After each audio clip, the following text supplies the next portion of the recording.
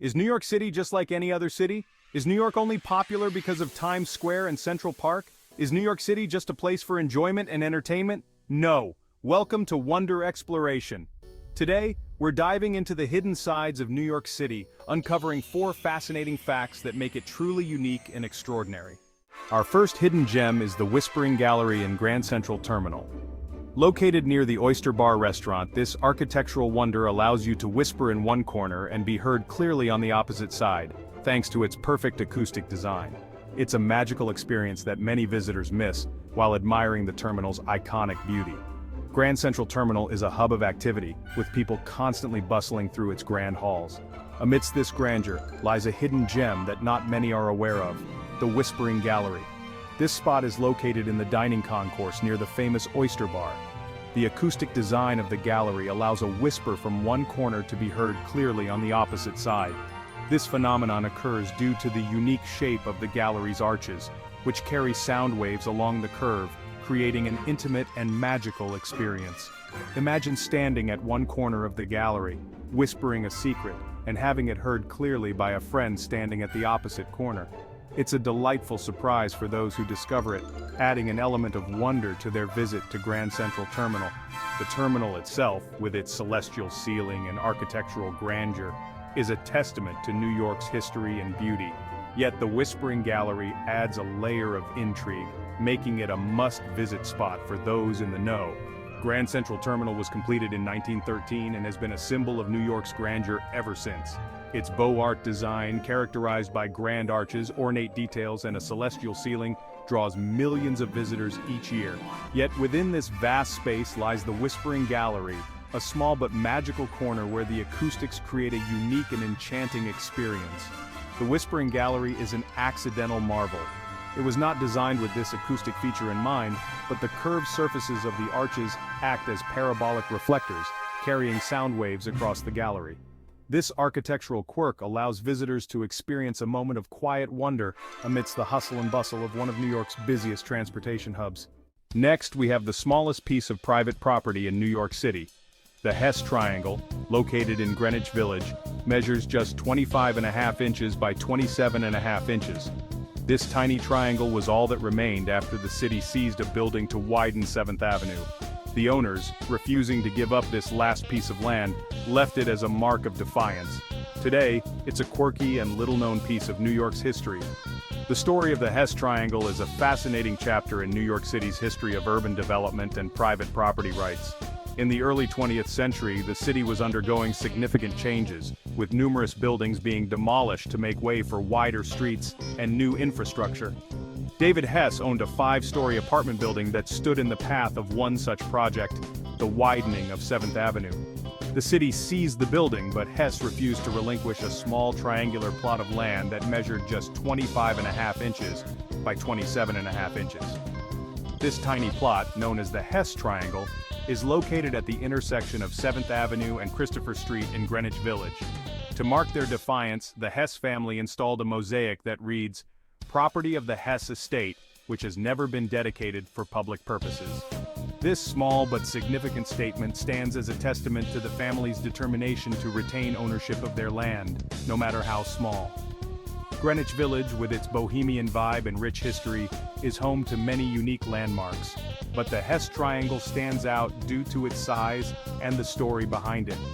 It is the smallest piece of private property in New York City, yet it carries a powerful message about the rights of property owners and the impact of urban development. The triangle's location in Greenwich Village, a neighborhood known for its artistic and rebellious spirit, adds to its allure. The area has long been a hub for artists, musicians, and free thinkers, making it the perfect home for this quirky landmark. The Hess Triangle is a reminder of the battles fought over land and development in the city's history, and stands as a symbol of resistance against the encroachment of urban expansion. The Hess Triangle story also highlights the broader changes that were taking place in New York City during the early 20th century. As the city expanded and modernized, many buildings and neighborhoods were transformed, often at the expense of individual property owners. The Hess Triangle, though small in size, represents the broader struggle between private citizens and the city's development plans. Another fascinating spot is the Park Avenue Armory Art Center.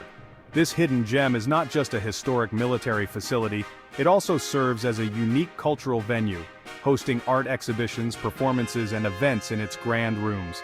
The Armory's blend of architectural splendor and contemporary art makes it a must-visit for those looking to experience a different side of New York's cultural scene. The Park Avenue Armory is a remarkable example of how historical buildings can be repurposed to serve contemporary cultural needs. Originally constructed in the late 19th century as a military facility for the National Guard, the Armory is an architectural marvel.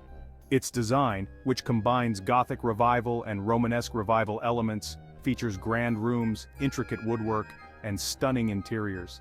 Today, the Park Avenue Armory has been transformed into a cultural center that hosts a wide range of events, from art exhibitions to theater productions and concerts.